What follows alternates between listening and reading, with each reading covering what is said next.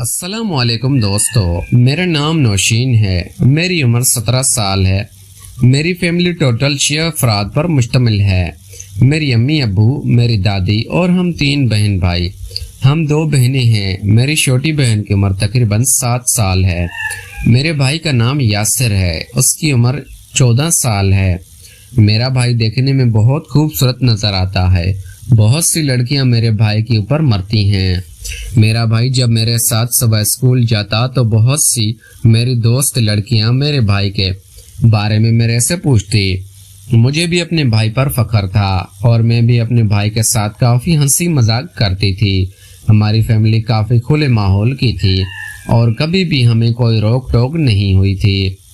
میرے ابو بھی بینک ملازم تھے اور ہم ایک کھاتے پیتے گھرانے سے تعلق رکھتے تھے۔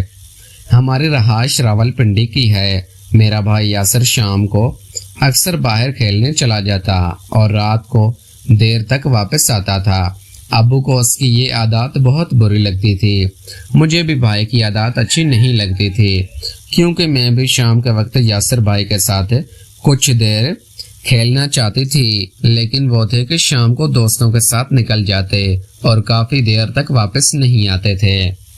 ایک دن میری ایک دوست نے گھر میں ہمارے لیے کھانے کی پارٹی رکھی تھی، تو میرے دوست نے مجھے یاسر بھائی کو بھی ساتھ لانے کو کہا۔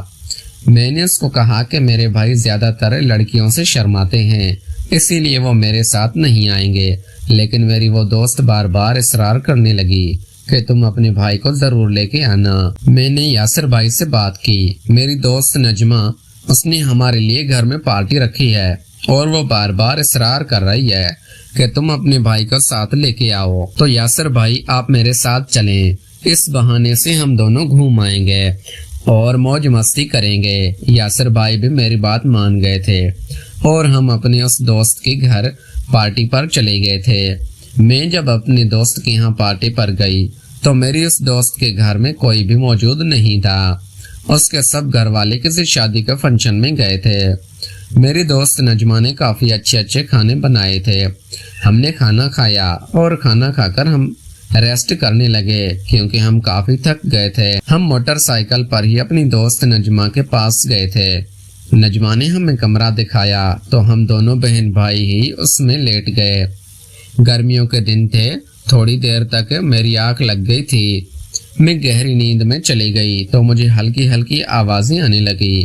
وہ آوازیں عجیب طرح کی تھی۔ وہ آوازیں سنتے ہی میری آنکھ کھل گئی تھی۔ جب میں نے اٹھ کر دیکھا تو یاسر بھائی اپنے بستر پر موجود نہیں تھے، کیونکہ یاسر بھائی میرے ساتھ والے بستر پر ہی سو رہے تھے۔ میں اٹھی اور اٹھ کر باہر گئی تو لاؤنج کے ساتھ ہی کمرہ تھا۔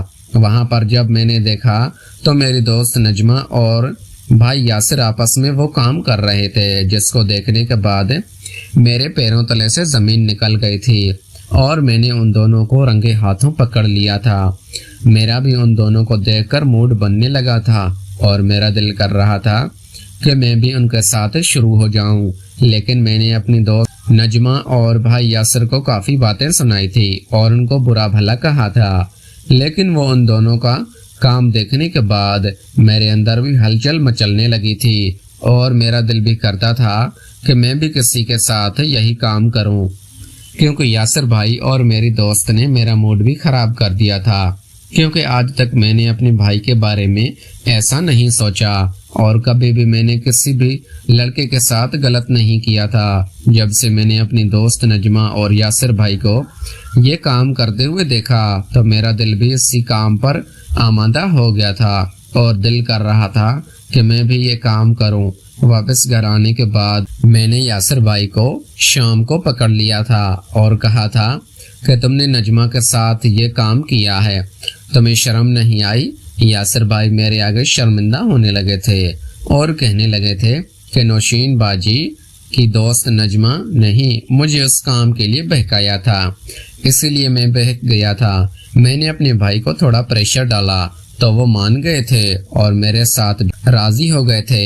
پھر میں نے یاسر بھائی کے ساتھ وہ کام کیا اور وہ کام کرنے کے بعد مجھے بھی کافی راحت ملی تھی اور میں نے بھی نجمہ کے ساتھ ساتھ یاسر بھائی کے ساتھ وہ کھیل لیا تھا، جس کو کھیلنے کے بعد میں کافی خوش نظر آ رہی تھی، اب یاسر بھائی میرا کافی خیال رکھتے تھے اور جب بھی مجھے ضرورت ہوتی تھی تو میرے لیے وہ ساتھ کام کر لیا کرتے تھے۔